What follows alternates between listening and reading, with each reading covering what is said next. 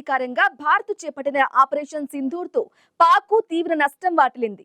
అదే సమయంలో భారత్ గగనతల రక్షణ వ్యవస్థ S-400 ను ఛేదించలేక పాక్ అస్త్రాలు కుప్పకూలాయి. ఇప్పటికే భారత సైన్యం దాడుల్లో తీవ్రంగా నష్టపోయిన పాక్ S-400 పేరు వింటేనే వణికిపోతుంది. ఇలాంటి పరిస్థితుల్లో భారత్ మరిన్ని S-400 గగనతల రక్షణ వ్యవస్థలను కొనుగోలు చేసేందుకు రష్యాతో చర్చలు జరుపుతున్నట్లు తెలియటంతో పాక్ వెన్నులో వణుకు పుడుతోంది.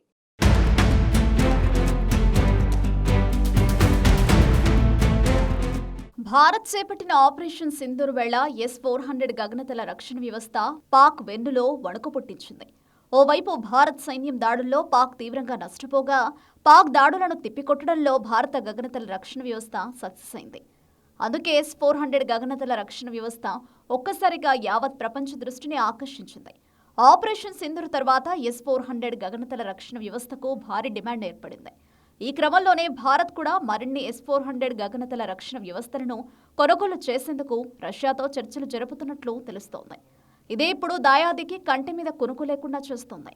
ఇప్పటికే ఒకసారి S-400 ధాటికి తట్టుకోలేక చతికిలపడిన పాక్కు భారత్ మరిన్ని గగనతల రక్షణ వ్యవస్థలను కొనుగోలు చేస్తోందంటే ఆ మాత్రం భయం ఉంటుంది కదా.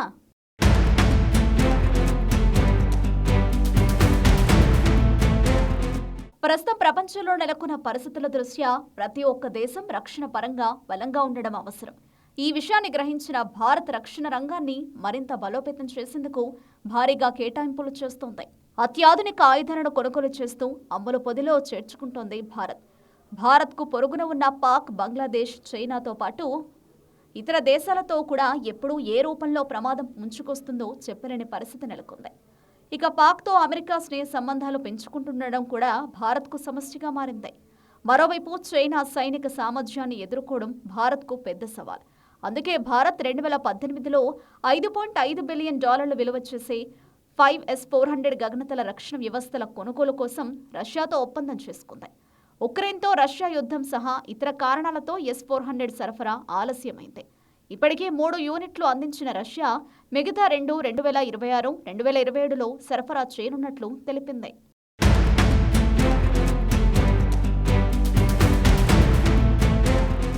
Stockholm International Peace Research Institute గణాంకాల ప్రకారం 2020-24 మధ్యకాలంలో భారత్ అత్యధికంగా 36% ఆయుధాలు రష్యా నుంచే కొనుగోలు చేసింది. ఆ తర్వాతి స్థానాల్లో ఫ్రాన్స్, ఇజ్రాయెల్, అమెరికా వంటి దేశాలున్నాయి.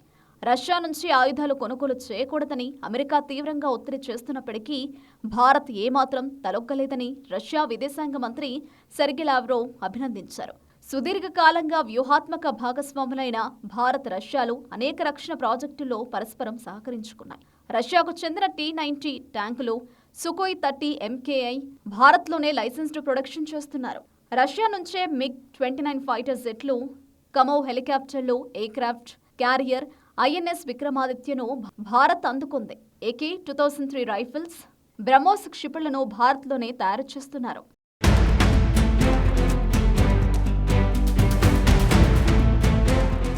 ఆపరేషన్ సింధూర్ వేళ S-400 ప్రపంచ రికార్డు సృష్టించింది. పాకిస్తాన్కు చెందిన విమానాల్ని ఏకంగా 300 కిలోమీటర్ల దూరం నుంచే S-400 ధ్వంసం చేసినట్లు సైనికాధికారులు ప్రకటించారు. గతంలో ఎన్నడూ కూడా ఉపరితలం నుంచి గగనతలంలోని లక్ష్యాన్ని ఛేదించలేదని, ఇది వరకు 200 కిలోమీటర్ల దూరంలోని లక్ష్యాలను మాత్రమే కూల్చినట్లు సైనిక అధికారులు చెప్పారు. S-400 గగనతల రక్షణ వ్యవస్థల్లో వాడే 4 రకాల క్షిపణుల్లో 40N6 రేంజ్ 400 కిలోమీటర్లు. వాయుసేన దానిని ఆపరేషన్ సింధూర్లో పూర్తి స్థాయిలో వాడుకుంది. ఆయా క్షిపణులకు భయపడే పాకిస్తాన్ తమ F-16 ఫైటర్ జెట్లు, చైనా నుంచి కొనుగోలు చేసిన యుద్ధ విమానాలను సుదూర ప్రదేశాలకు తరలించింది. S-400 రక్షణ వ్యవస్థ పనితీరు పట్ల సంతృప్తిగా ఉన్న భారత్ మరిన్ని గగనతల రక్షణ వ్యవస్థలను కొనుగోలు చేసేందుకు రష్యాతో చర్చలు జరుపుతోందని తెలియగానే పాక్లో కలవరపాటు మొదలైంది.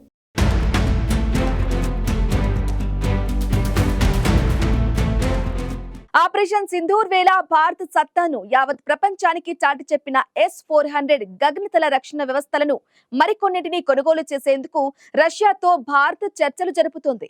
ఇప్పటికే రష్యాతో కుదుర్చుకున్న ఒప్పందం ప్రకారం పలు S-400లు త్వరలోనే భారత అమ్ముల పొదిలో చేరనున్నాయి.